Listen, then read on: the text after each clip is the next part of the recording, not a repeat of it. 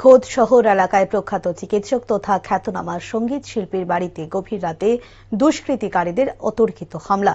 তাও আবার শহরের যে এলাকায় সবচেয়ে বেশি ভিভিআইপিদের বসবাস রয়েছে সেই এলাকায় এমন ঘটনা ঘটায় গোটা শহর জুড়ে তীব্র আতঙ্ক বিরাজ করছে।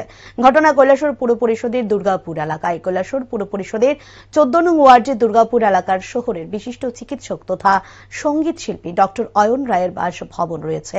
বাসভবনে ডক্টর অয়ন রায়ের সাথে ওনার স্ত্রী এবং 12 বছরের এক কন্যা থাকেন।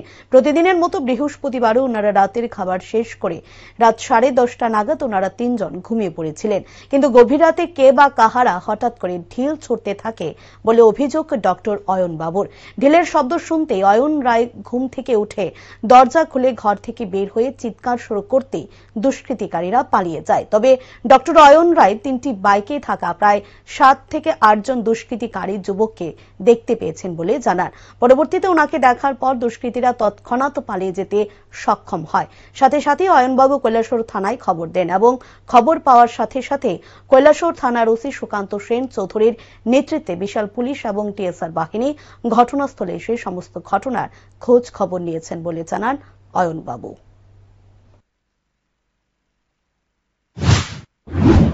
শব্দ পেলাম, বোতল দিয়ে আমার বাড়িতে ঢিল ছুটছে, কেউ বা কারা।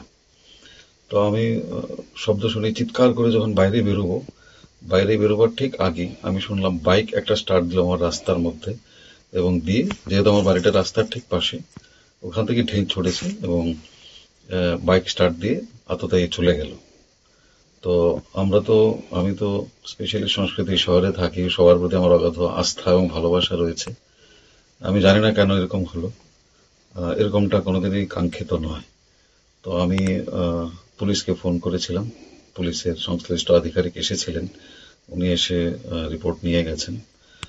আগামীকাল সকালবেলা হয়তো আমি এফআইআর করব এর বিরুদ্ধে, এবং আমি আশা রাখছি আমি সুবিচার পাবো, এবং এটা যেন কারোর সাথেই না হয়, এরকম ইনসিডেন্টস যেন কারোর সাথেই না হয়, এটা কোনোদিনই কাঙ্ক্ষিত নয় বা বাঞ্ছিত নয়।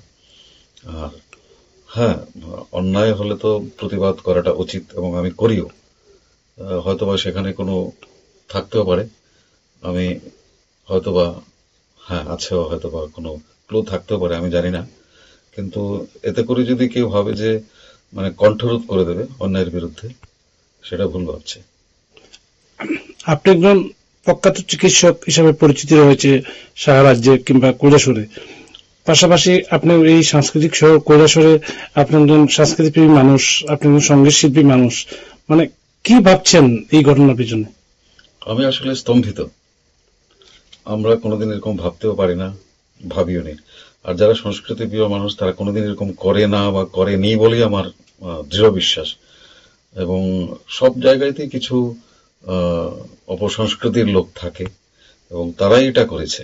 যে করেছে তার তো এটা তো শিওর যে তার কোনো সংস্কৃতির কোনো বালাই তার মনের মধ্যে নেই, তার পরিবারে নেই। এটা তো